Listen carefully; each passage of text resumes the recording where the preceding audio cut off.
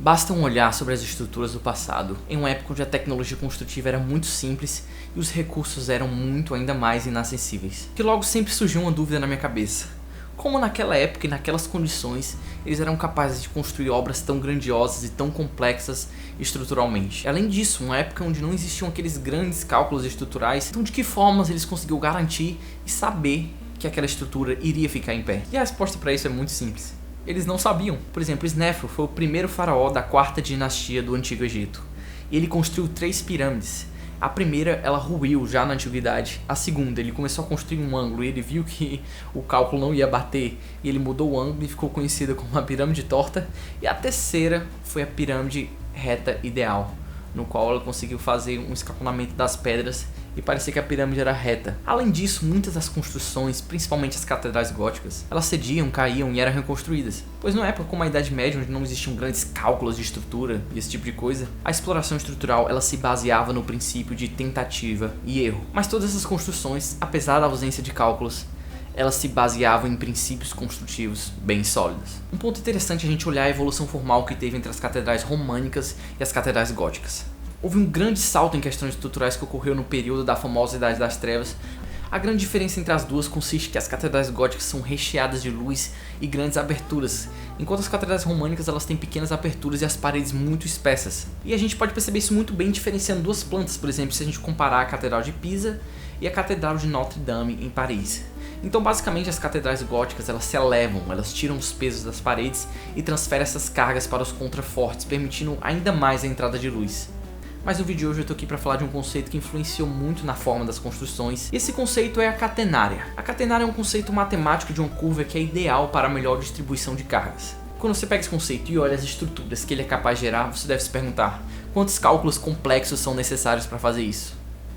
E a resposta talvez não resida nos cálculos.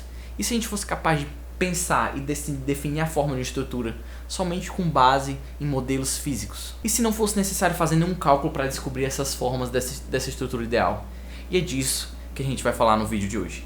Então se você quer entender tudo sobre isso, assiste esse vídeo até o final. Mas se você quer receber mais conteúdo como esse, então não perde mais seu tempo.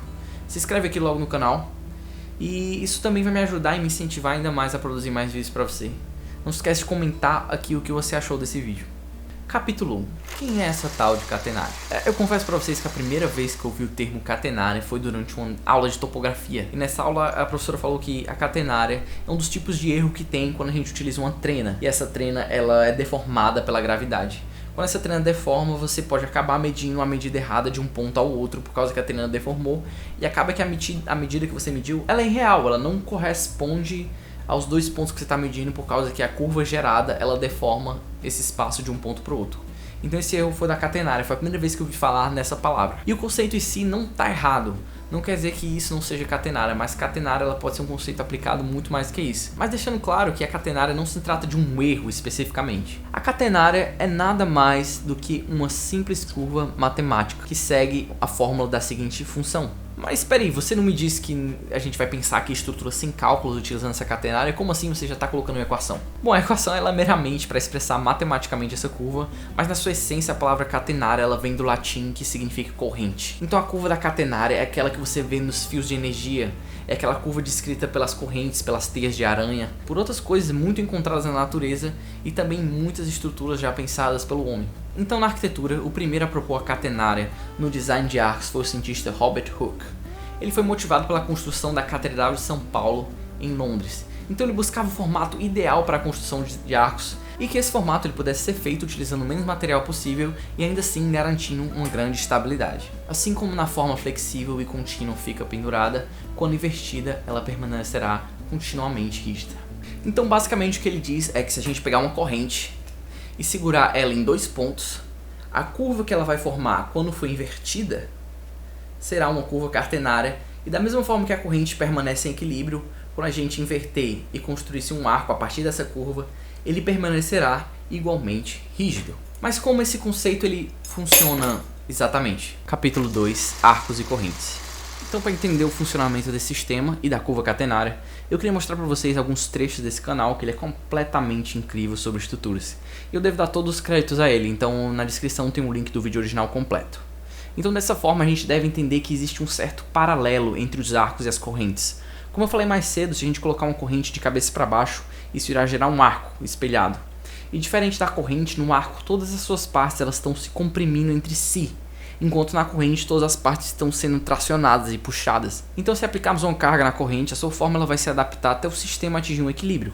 Portanto, se a gente aplicar essa mesma carga na forma espelhada num arco e assim distribuirmos as cargas, o arco ele, que antes não suportaria, agora o novo formato de arco baseado no espelho da corrente, ele é capaz de suportar as cargas devido à sua forma. E para descobrir como aplicar em seus projetos, Antônio Gaudí ele aplicava uma série de maquetes com correntes para descobrir os arcos ideais para a construção da Igreja da Sagrada Família em Barcelona. E além disso, as correntes acabavam sendo como um processo generativo para a descoberta de um arco que seria o arco mais ideal para suportar aquela carga. O que significa que ele irá necessitar de menos material e ele vai resistir ainda mais carga. Ele vai resistir melhor à carga. Por isso, o uso da catenária nas estruturas ele foi algo muito revolucionário. E esse conhecimento foi aplicado em muitas obras e até obras mais recentes. Na verdade, dizem que a catenária existe desde algumas arquiteturas vernaculares que exibem esse tipo de curva também.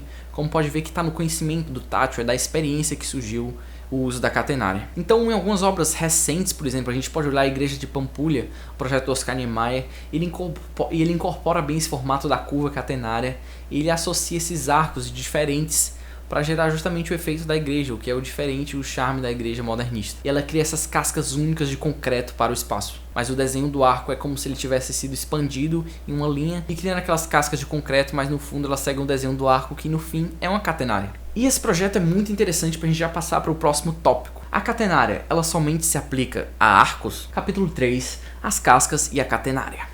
Agora preciso que vocês imaginem uma folha de papel. Na verdade não imaginem, porque eu tenho uma aqui. Se eu seguro uma folha de papel assim, ela simplesmente se dobra e não resiste ao esforço do próprio peso, da própria gravidade.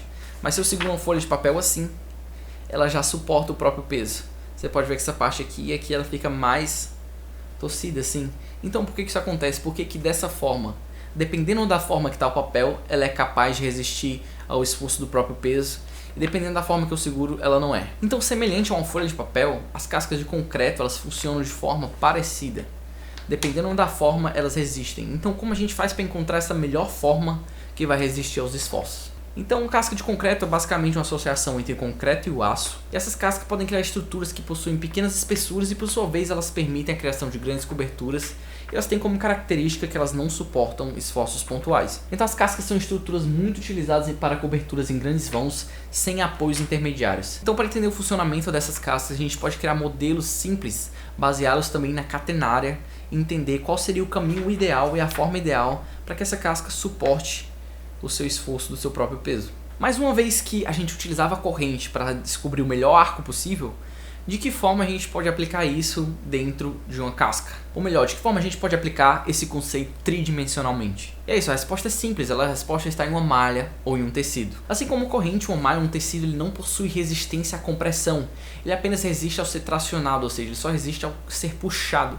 Então, ao erguer uma malha segurando os pontos, ela irá naturalmente gerar uma forma. Então, por sua vez, se a gente pegar essa malha e espelhar, ela irá demonstrar o melhor caminho a ser percorrido pela força que essa casca poderá resistir. Então, diversos arquitetos eles trabalharam utilizando esses conceitos. Arquitetos como Frei Otto, Félix Candela produziram diversos estudos sobre cascas e suas propriedades estruturais. E para ver outros exemplos também muito legais, eu estou deixando aqui na descrição um artigo do ArcDaily, que é justamente sobre essas cascas de concreto, e ele é muito interessante, e recomendo você dar uma olhada depois do vídeo. Agora fica uma dúvida e uma dica para você que está pensando em como aplicar essa solução meio que generativa para encontrar a melhor casca ou melhor arco. De que forma a gente pode fazer isso digitalmente? Capítulo 4, aplicações práticas. Bom pessoal, só para dar um contexto assim, para contextualizar e mostrar num projeto como isso poderia ser aplicado, eu tô aqui no meu projeto no Ateliê 2, que seria no caso o segundo projeto que eu fiz na faculdade, e a minha ideia aqui era fazer uma casca. Eu queria fazer uma casca assim de tijolos que fosse baseada com algumas aberturas e outras partes mais fechadas, mas que ela fosse baseada na casca do Solano Bernitz, que é um arquiteto sul-americano. É legal que vê nos projetos dele, ele utiliza a estrutura do tijolo ao limite, cara. Ele passa a usar esse tijolo como esquadria, tijolo como brise, usando tijolo na estrutura, tijolo na coberta, tijolo no chão. Então é muito interessante a forma como ele usa até os limites do material.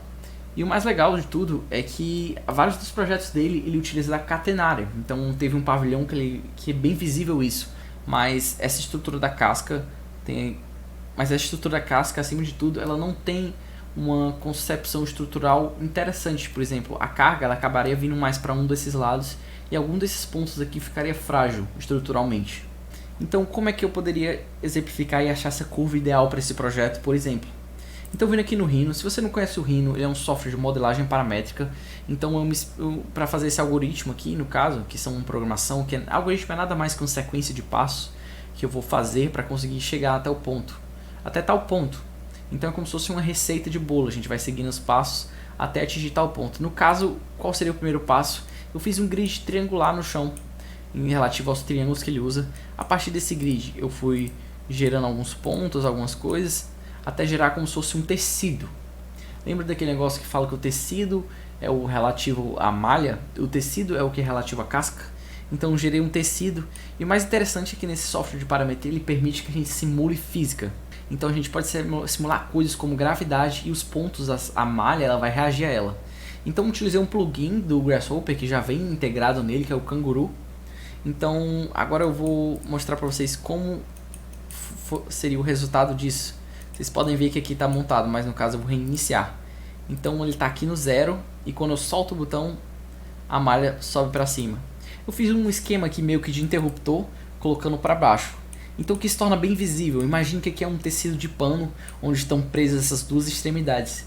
Então quando a gente inverte essa forma, a gente consegue a curva da catenária. E assim a gente tem a curva da catenária, que seria a curva mais ideal para resistir ao esforço nessa situação. E aí a gente poderia até pegar os triângulos aqui e a partir dessa modelagem já gerar aquela outra de forma até mais rápida e mais interessante. Então se você quer conhecer mais de modelagem paramétrica, escreve aqui no canal se você quiser que eu mostre todo como foi o passo a passo para gerar esse código no caso, que seria essa forma assim de análise, que na verdade foi bem simples, mas eu aprendi num vídeo da oficina paramétrica do Léo. Então Léo, obrigado. Vou deixar na descrição o link pro canal dele. Na verdade, se você me clicar no meu canal, lá do lado no canal dele está como um dos canais indicados. Então, basicamente, aqui a gente pode testar, é legal porque fica tipo uma amoebazinha e a gente entende um pouco da física. Então a gente pode inverter e ver que é justamente isso, ó. Lembra das correntes que ficam aqui? Quando a gente clica para inverter, é como se a gente espelhasse e assim a gente encontra a forma ideal dessa casca aqui. E isso é muito interessante, a gente não precisa talvez pegar modelos físicos, mas a gente também pode tentar aplicar uma forma digital. Então bom, vale ressaltar que todas as estruturas, elas por norma, elas exigem que haja um calculista, que haja um engenheiro e que haja um acompanhamento estrutural de toda a obra.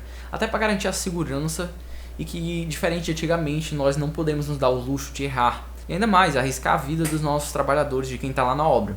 E o interessante desse caso é que a forma, ela segue a função, mas não a função no qual aquele prédio vai ser habitado, mas sim a função estrutural.